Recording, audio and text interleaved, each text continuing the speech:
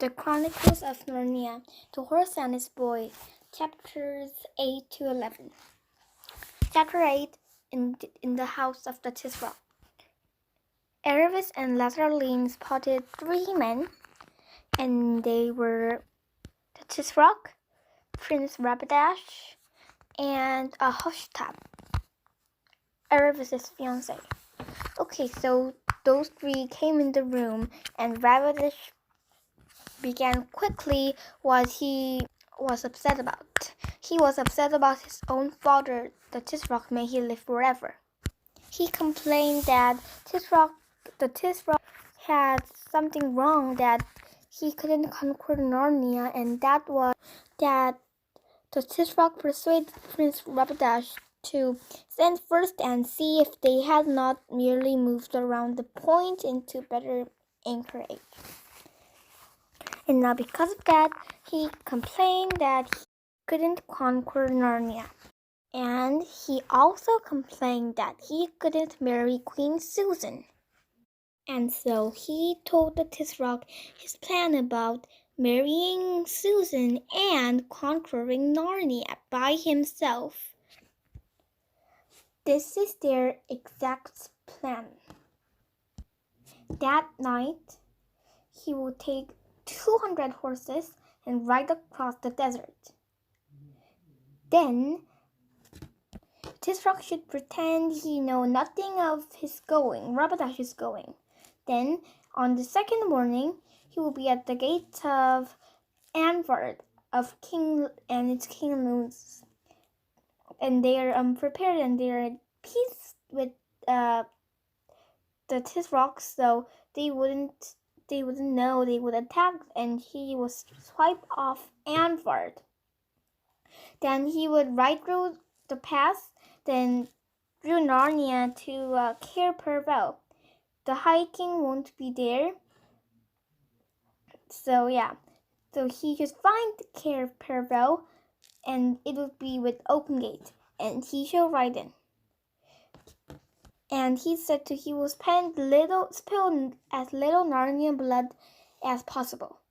Then what then remains but to sit there till they called it Splendor Highline. Okay, so with Queen Susan on the board, catch her as she set foot ashore, swing her into the saddle, then ride back to Anvard. Okay, so this was his plan. Okay, this isn't a very bad plan, I guess. But I rather think that they should know that they have enemies. They talked a little bit more of that and a little bit more of this. Okay, so I shall skip all of that. Then they finished the council, and they didn't still know that Aravis and Lazarline were watching and hearing their plans. They said they will kill anyone if they knew about the plan. The council, Aravis and Lazarline were both having goosebumps over their backs. Well, that's my point of view. Okay, so Lazarline didn't want to go through it again, and she just wanted to go back.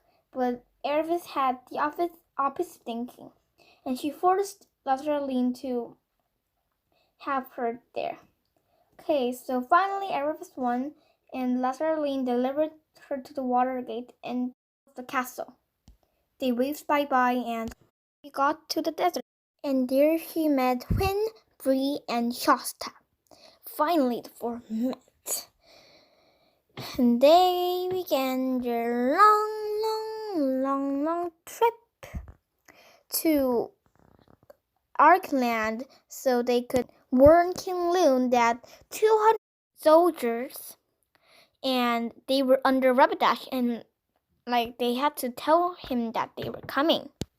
And during that long journey, at least there was a destiny to it, and that was that they reached Arkland. But before that, things got a little bit weird. Aravis was bit by a lion. Oh, so many lions on the journey. I wonder if they were the same one. They wouldn't be, wouldn't it? Oh, speaking of lions, makes me think of a lion. Oh, wait, forget about it. Let's continue. Aravis got bitten by a, not bitten, she got scratched by a lion. So Aravis, Quinn, and Bree stayed with a person that came to help them, and that was the hermit. A hermit, we should say. A hermit is a person that lives alone and doesn't recruit to society. And he helped Aravis and Quinn and Bree to stay with her too, and told Shasta to run fast to King Loon to Arkenland without stopping, then he will reach there. And he did the exact same thing. And so he did meet King Loon. So he actually believed Shasta and gave him a horse and told to ride after him. But they were a mountain country and a cloud blocked his sight. So he lost the sight of the others, and the horse started walking. And how matter he punched him, the horse stayed the same. So he came to a crossroad and he heard Rapidash. He went to the right road. I mean, not the okay right road, but right, the right road, and he really hoped that Rapidash will go to the left one, and in fact, he did. How lucky! When he was just trotting down the road with the horse, and there was the cloud too. He felt a huge person or a thing was behind him, and he was breathing, or she, or it. So he finally managed to say, "Who are you?" And the thing replied, "Someone who has waited long for Shasta to speak." Okay, I remember all this. Anyway, so Shasta asked a couple of questions, and it turned out that the thing which he couldn't see because of the cloud was the one that pushed the boat when he was so little to Arshish, because Shasta might die. And also he helped in the journey. He was the lion that forced him to join with Aravis. He was the cat that comforted him along the houses of dead, and he was the lion that bit Aravis. And Shasta liked that information, but he didn't like the last one.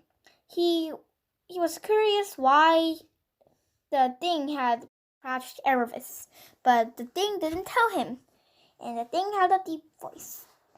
And when the cloud cleared, Shasta saw the thing, and it was a huge lion. Not huge, but a big lion, taller than the horse. And the lion held his head up, and their eyes met. Just then he vanished. Wow. And I think I know who the lion is. The lion must be none other than Aslan. Okay, great. So this is the exact point where chapter 11 ends. Okay, so I'll meet you at chapter 12. Thank you for listening. Bye.